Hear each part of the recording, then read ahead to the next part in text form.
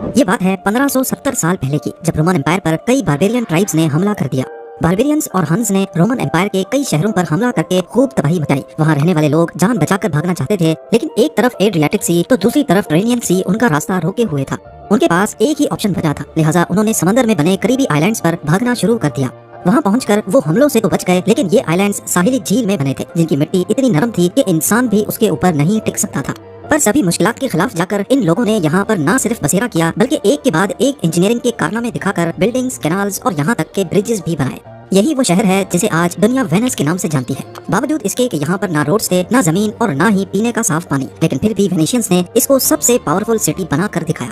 पर आखिर ये सब मुमकिन कैसे हुआ? वो छोटे आइलैंड्स जिन पर खड़ा होना भी मुमकिन नहीं था, वहाँ इतना बड़ा शहर कैसे खड़ा किया गया, वो भी करीब 1000 साल पहले। जेम टीवी की वीडियोस में एक बार फिर से खुशामदीद। नाजरीन, रोमन सिटीज छोड़कर जो लोग शुरुआत में इन आइलैंड्स पर गए थे, उनके पास यहाँ रहने का कोई ठिकाना नहीं था। नरम गारे जैसी जमीन जिस पर कोई भी चीज रखने से वो अंदर धंसने लगती थी। उस वक्त कई लोगों ने वापस साहिल पे जाने का मशवरा दिया, लेकिन वापसी का मतलब था मौत। बारबेरियंस और हंस नॉर्दर्न यूरोप के कुछ खाना बदोश कबीले थे, जिन्होंने रोमन एम्पायर की कमजोरी का फायदा उठाते हुए यहाँ पर हमला किया था। उस वक्त हालात इतने गंभीर थे कि इन नरम आइलैंड्स पर रहना ही इनकी मजबूरी बन गया। साहिल से 5 किलोमीटर दूर 150 से भी ज्यादा छोटे छोटे मार्शी आइलैंड्स थे, पर इन सभी का एक जैसा हाल था। इसी दौरान रेफ्यूजीज में से एक शख्स जमीन के अंदर धंसता जा रहा था। अपने आप को बचाने के लिए उसने अपनी बोट के चप्पू को जमीन में गाड़ा, तो वो कई फुट नीचे जाने के बाद बिल्कुल ठोस हो गया। यहीं से इनको आइडिया आया, जो बाद में वेनिस सिटी की बुनियाद बना। यहाँ से चंद किलोमीटर दूर जहाँ आज का क्रोशिया है, वहाँ के जंगलात से दरख्तों के तने लाए गए और इनको मार्शी आइलैंड्स पर ठोक ठोक कर अंदर गाड़ा गया। तकरीबन 5 मीटर नीचे जाने के बाद ये तने जमीन की सख्त मिट्टी में जाकर अपनी ग्रिप बना लेते थे। इनको एक दूसरे के करीब करीब अंदर ठोका जाता, ताकि एक स्टेबल प्लेटफॉर्म बन सके। पाइल्स को अंदर डालने के बाद इनके ऊपर का हिस्सा काट कर लेवल किया गया और उसके ऊपर लकड़ी के तख्ते बिछाए गए, ताकि पूरा लोड पाइल्स में बराबर डिवाइड हो सके। इस फाउंडेशन को पानी के लेवल से ऊपर उठाने के लिए स्पेशल लाइम स्टोन के ब्लॉक्स रखे गए, ऊपर पत्थरों का लोड और नीचे 5 मीटर लंबे वुडन पाइल्स। ये सिंपल कॉम्बिनेशन एक मजबूत फाउंडेशन बनाने के लिए काफी था। लकड़ी के तने जो अब पानी के अंदर थे, वो फूलकर एक दूसरे में टाइट हो गए और इनके बीच हवा गुजरने की जगह भी नहीं बची। यही वजह है कि वेनिस में जो पाइल्स करीब 1000 साल पहले गाड़े गए थे, वो आज तक परफेक्ट कंडीशन में शहर का वजन झेले हुए हैं। फाउंडेशन डालने के बाद इसके ऊपर बिल्डिंग्स बनाने का काम शुरू किया गया। शुरुआत में वेनिशियंस ने लकड़ी के घर बनाए, लेकिन कुकिंग वगैरह के दौरान अक्सर इनमें आग लग जाती थी। बाद में ईंटों का इस्तेमाल भी शुरू हो गया। बिल्डिंग्स को हल्का रखने के लिए घर 3 स्टोरी से ज्यादा बड़े नहीं रखे जाते थे। ईंटों के बीच में लाइम स्टोन के पाउडर से बनाया गया स्पेशल गारा डाला जाता, ताकि मजबूती के साथ साथ दीवारें फ्लेक्सिबल भी रहें। फ्लोर्स और अंदर की दीवारें लकड़ी के तख्तों से बनाई गईं, जिनको बाहर से लोहे की रॉड्स डालकर होल्ड किया जाता। ये आइडिया वेनिशियंस में काफी फेमस हो गया और देखते ही देखते इसी तरीके से आइलैंड्स घरों से भरते गए। नॉर्मली शहर बाहर की तरफ फैलते हैं, लेकिन वेनिस अंदर की तरफ फैलने लगा। पहले ऐसा होता था कि एक आइलैंड से दूसरे आइलैंड में जाने के लिए सिर्फ बोट्स का ही सहारा होता था, लेकिन बाद में जब आबादी बढ़ने लगी तो आइलैंड्स करीब से करीब होने लगे और अब इनके बीच कम पानी में घोड़ों पे बैठ के भी आइलैंड्स क्रॉस हो सकते थे। वेनिस सिटी में अब सबसे ज्यादा जरूरत इन आइलैंड्स को आपस में कनेक्ट करने की थी। पहले 500 सालों तक ये आइलैंड्स आपस में कनेक्टेड नहीं थे, लेकिन जब आबादी काफी बढ़ गई और कारोबार की रेल पेल होने लगी, तो यहाँ का बिजनेस हब, जिसे रियाल्टो कहा जाता है, सबसे पहले यहाँ एक सिंपल लकड़ी का ब्रिज बनाने की कोशिश की गई। इस ब्रिज को पॉन्टून ब्रिज कहते हैं, जिसमें फ्लोट्स की मदद से गुजरने का रास्ता बनाया जाता है। इस ब्रिज से रियाल्टो तक पहुंचना तो आसान हो गया, लेकिन क्योंकि ये फ्लोट्स के सहारे खड़ा था, इसी वजह से काफी हिलता रहता था और अक्सर लोग इसमें से गिर भी जाते थे।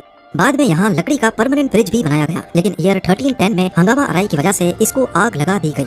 आग लगने के बाद भी रियाल्टो ब्रिज अगले 140 सालों तक टिका रहा, लेकिन आखिरकार ईयर 1444 में ज्यादा लोड पड़ने की वजह से वो गिर गया। आखिरकार रियाल्टो को कनेक्ट करने के लिए यहाँ वेनिस का सबसे पहला स्टोन ब्रिज बनाने का इरादा किया गया। इसको बनाने के लिए उसी तरीके का सहारा लिया गया जिसकी मदद से यहाँ हजारों घर बने थे। 12,000 से ज्यादा वुडन पाइल्स नहर के किनारे में गाड़ी गईं और उनके ऊपर 10,000 टन वजनी पत्थर का आर्च ब्रिज कंस्ट्रक्ट किया गया। ये ब्रिज इतना कामयाब हुआ कि पूरे वेनिस में इसी तरीके से पत्थर से बने ब्रिज बनाए जाने लगे। आज भी ये ब्रिज उसी मजबूती से खड़े लोगों के हजूम का वजन बर्दाश्त कर रहे हैं। इन ब्रिजेस की मदद से अब एक आइलैंड से दूसरे में जाना और भी ज्यादा आसान हो गया। वेनिस सिटी में रोड्स नहीं बल्कि सिर्फ कैनाल्स हैं और इन कैनाल्स को ही इस्तेमाल करते हुए एक जगह से दूसरी जगह पहुंचा जाता है। इससे वेनिस को फायदा ये हुआ कि सामान वगैरह को शहर के किसी भी कोने में पहुंचाना काफी आसान होता है। वैसे नॉर्मल सिटीज में उस वक्त पैदल चलने वालों का और घोड़े गाड़ियों का एक ही रास्ता होता था, जिसकी वजह से काफी कंजेशन होती थी, लेकिन वेनिस इससे बिल्कुल अलग था। यहाँ पैदल चलने वालों का रास्ता कैनाल्स में चलने वाली बोट से बिल्कुल अलग है और सबसे बड़ा फायदा ये कि कैनाल से कोई कहीं भी उतरकर जल्दी से अपने घर तक पहुँच सकता है। देखते ही देखते वेनिस यूरोप का सबसे ताकतवर और अमीर शहर बन गया और इसकी सबसे बड़ी वजह इसकी लोकेशन थी। मैप पे देखा जाए तो ये है एड्रियाटिक सी, जिसके एंड में वेनिस है और ये समंदर सीधा मेडिटेरेनियन सी में जाकर मिलता है और मेडिटेरेनियन सी अफ्रीका, यूरोप और मिडिल ईस्ट तीनों से कनेक्टेड है। आज भी गुड्स ट्रांसपोर्ट का सबसे आसान और सस्ता तरीका समुद्री रास्ता माना जाता है। यानी मिडिल ईस्ट और ईस्ट यूरोप से वेस्टर्न यूरोप तक पहुंचने के लिए जहां इटली, ऑस्ट्रिया, हंगरी, जर्मनी और फ्रांस हैं, शिप्स आसानी से एड्रियाटिक सी के आखिर तक आ सकती थी, जहां पर आज वेनिस मौजूद है। बेशक ही ईस्ट यूरोप वेस्ट के साथ जमीनी रास्ते से जुड़ा है, लेकिन क्योंकि उस वक्त ट्रांसपोर्ट का वाहिद जरिया शिप्स थी, तभी ब्लैक सी से मेडिटेरेनियन और फिर एड्रियाटिक सी तक सारा सामान शिप्स में ही भेजा जाता था। और क्योंकि यहाँ कार्गो शिप्स का आना ज्यादा था, तभी वेस्टर्न यूरोप से ईस्ट यूरोप तक गुड्स भेजने के लिए सस्ती कार्गो शिप्स भी वेनिस से ही मिल जाती थी, क्योंकि उनको वापसी खाली जाना होता था।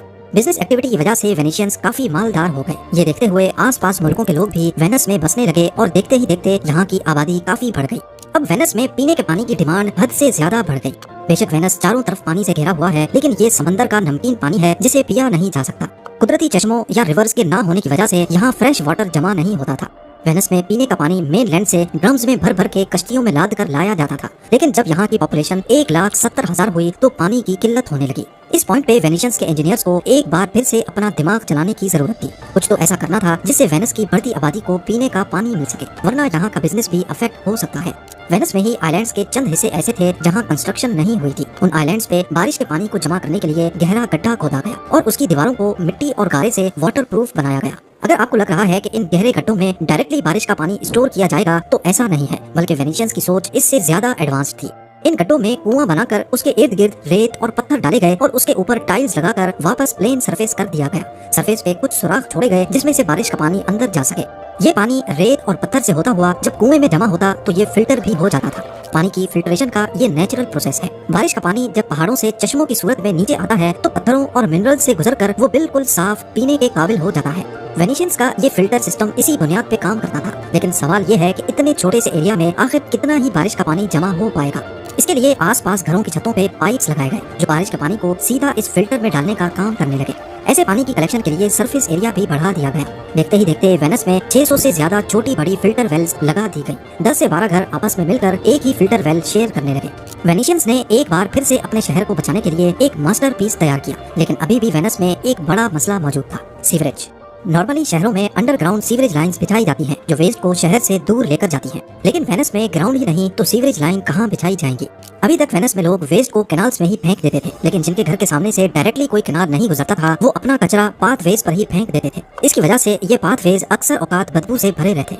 16th सेंचुरी में वेनिशियंस ने घरों से वेस्ट कलेक्शन के लिए नालियां बनाई, जिनकी मदद से वेस्ट सीधा कैनाल्स में जाकर गिरता था। ये नालियां कैनाल के नॉर्मल लेवल से ऊपर रखी गई, जिसकी वजह से नालियों का लिक्विड वेस्ट उसी वक्त कैनाल्स में गिर जाता था, लेकिन सॉलिड वेस्ट वहीं नाली में रह जाता था।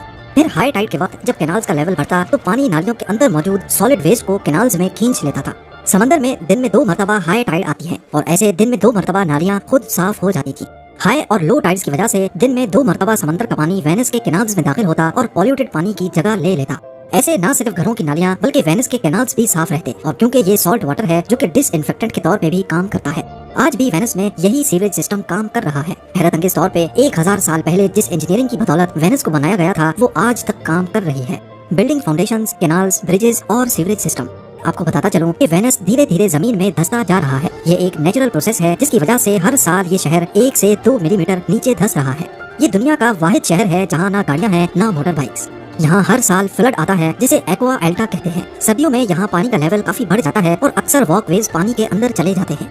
हर साल वेनिस को 60 लाख लोग विजिट करते हैं, लेकिन अभी यहाँ की लोकल पॉपुलेशन 50,000 से भी कम है। उम्मीद है ज़ेम टीवी की ये वीडियो भी आप लोग भरपूर लाइक और शेयर करेंगे। आप लोगों के प्यार भरे कमेंट्स का बेहद शुक्रिया। मिलते हैं अगली शानदार वीडियो में।